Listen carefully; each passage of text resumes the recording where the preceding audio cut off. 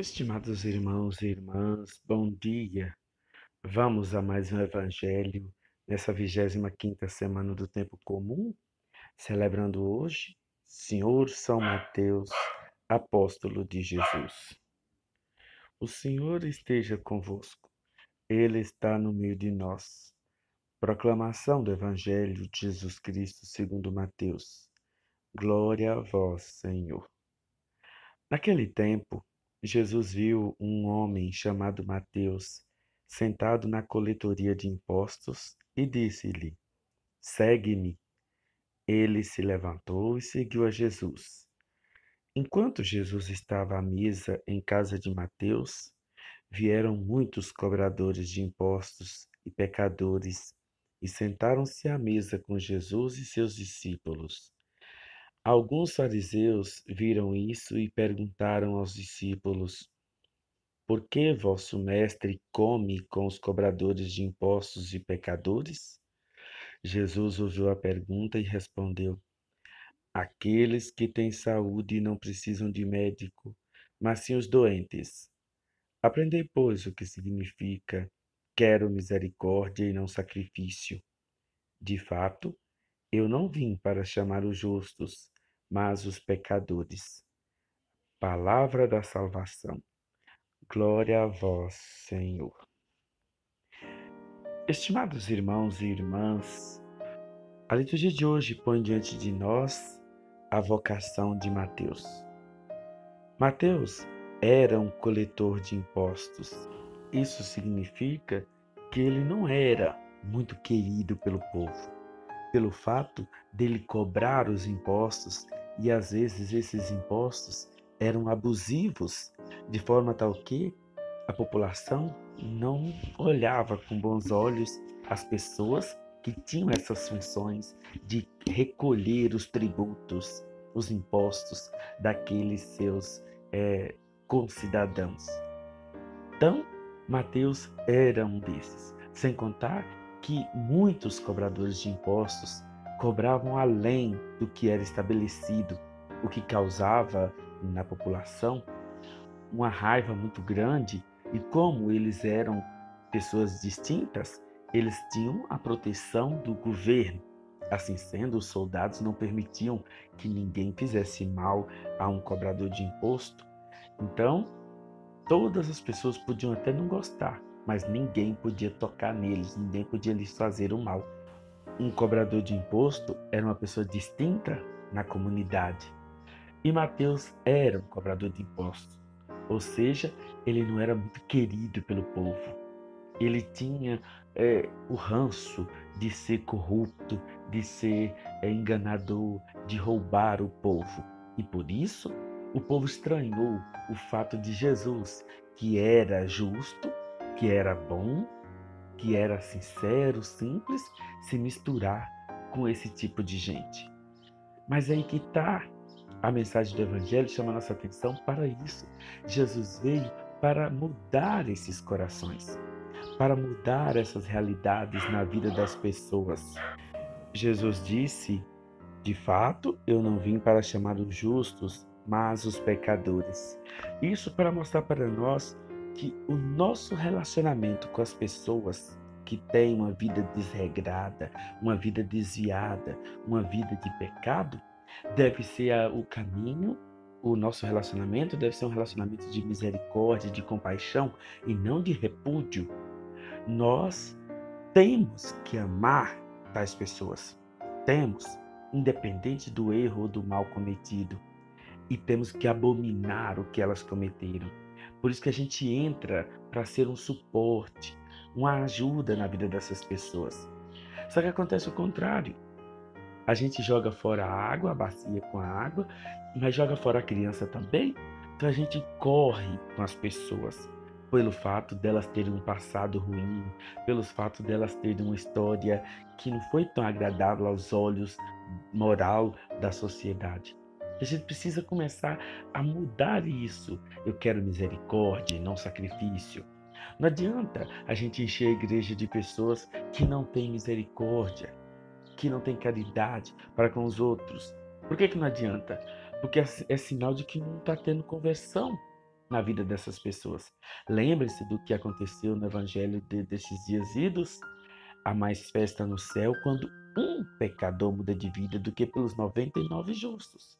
Então, é melhor a gente começar a repensar nossas posturas diante das pessoas, diante daqueles que têm uma vida, repito, desregrada, desenfreada. Não dá para a gente ficar querendo que as pessoas, claro, mas tais pessoas não podem também achar que pelo fato da gente os amar, que nós somos favoráveis, que nós estamos de acordo com isso. Não, tem que haver aí agora uma mudança de vida, uma verdadeira metanoia. O que significa isso, metanoia? Uma mudança profunda no mais íntimo do ser da pessoa.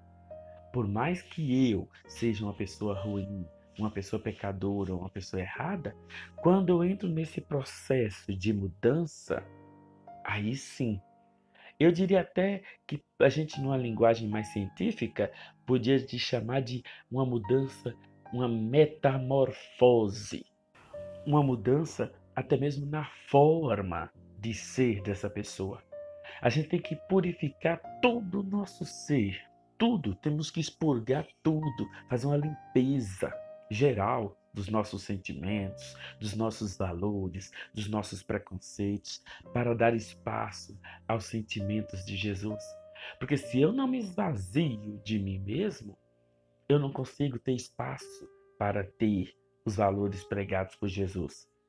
Aí todos nós temos que ser pobres de espírito, todos, para podermos nos inundar, nos enriquecer, se deixar enriquecer pelo próprio Jesus. Por isso que Jesus foi com Mateus.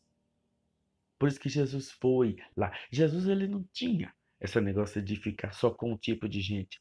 Ele ia na casa de Marta e Maria, ele ia na casa de Pedro, ele foi na casa de muitas pessoas tidas como santas, pessoas boas, amigos dele, mas ele também foi na casa do centurião, também foi na casa de muitos fariseus, de muitos pecadores. Ele se deixou tocar por uma pecadora. Então, é muito importante. Foi na casa de Zaqueu. Então, a gente tem que entrar na dinâmica de Jesus, porque senão nós não vamos conseguir. Ontem eu participei, desde segunda-feira, né? Segunda-feira e ontem, eu participei de um encontro. E aí o senhor bispo, né, Dom Adaí, ele explicava para nós como é importante a gente ir ao encontro das pessoas. Não diria assim de eu sair da minha casa e estar indo na casa de ninguém, não. Mas a gente ir com o coração, com a alma, ao encontro daquele que é o pecador, que é o triste, que está aquela ovelha desgarrada. Nós, como padres, temos que ir ao encontro dessas pessoas. Repito, não no sentido de estar indo na casa de quem quer que seja, isso aí já é a forma mais concreta, mas a gente tocar o coração delas, ir no mais profundo do ser de cada uma delas. E eu diria que não é somente nós padres, todos nós que estamos na pastoral. Se nós estamos na pastoral, se nós estamos na dinâmica de evangelização, significa que nós estamos compreendendo, nós entramos na escola de Jesus para compreender a sua missão, para compreender o seu trabalho, para compreender tudo aquilo que ele veio fazer entre nós e nós somos chamados por ele e nos predispomos a sermos seus cooperadores no anúncio dessa palavra. Agora eu vou dizer para vocês com muita caridade, esse anúncio não é meu, esses valores não são meus. Tudo que eu vou anunciar para os outros tem que ser de Jesus, tem que ser. Eu sou apenas um portador da mensagem. Eu sou apenas alguém que transmite a mensagem de Jesus. Mas não somente isso, eu sou alguém que vive esses ensinamentos. Porque senão eu me torno apenas um carteiro que leva a mensagem, mas não sei o que contém naquela carta, não sei para quem é, não tem nada, a minha função é só levar. Não, eu tenho que participar, viver, experimentar tudo aquilo para eu poder dizer para os outros, na certeza de que aquilo que eu estou oferecendo para eles foi bom, é bom para mim e por isso eu quero e gostaria que eles também experimentassem.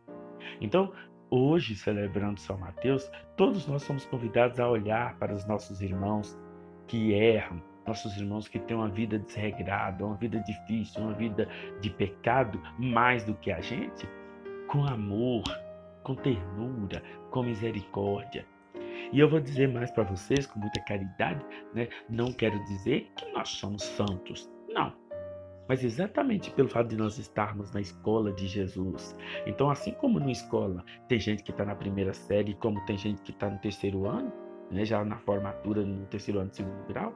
Então, tem pessoas que têm uma caminhada mais experimentada de valores, de ensinamentos, de exemplo, que não quer dizer que todo mundo é do mesmo jeito e joga todo mundo na panela e mistura, não. Então, se eu me julgo alguém apto para o discipulado de Jesus, se eu me julgo alguém apto para estar trabalhando com Jesus em sua missão, então, e Jesus concordou com esse julgamento, então eu também não posso também me colocar no mesmo nível de alguém que talvez não está nessa dinâmica. Então eu tenho que, aí entra o meu papel de contribuir para que o outro também cresça, para que o outro também evolua. Por isso que a parábola de Jesus é muito clara, deixa as 99 ovelhas, ou seja, deixa esse grupo que já se encontra fortificado, alimentado, robustecido na sua fé, no seu amor, na sua adesão a Deus e seus valores, no seu evangelho, e o pastor sai em busca daquele que não tem ninguém por ele. Assim, cada um de nós também deve se comportar. Não quer dizer que é imprudência de deixar as 99 lá abandonadas e vai em busca daquela. Não, aquelas 99, elas se protegem, elas se cuidam. Já o outro não tem ninguém por ele. Então, meus irmãos, minhas irmãs, que o Evangelho de hoje nos ajude a olhar para os nossos irmãos que passam algum tipo de dificuldade nas suas opções, nos seus valores, nas suas decisões de vida, com amor, com misericórdia, com caridade. Então, vou pedir para Nossa Senhora que abençoe muito cada um de nós e nos ajude nesse nosso bom propósito de profunda metanoia, de profunda transformação. Amém.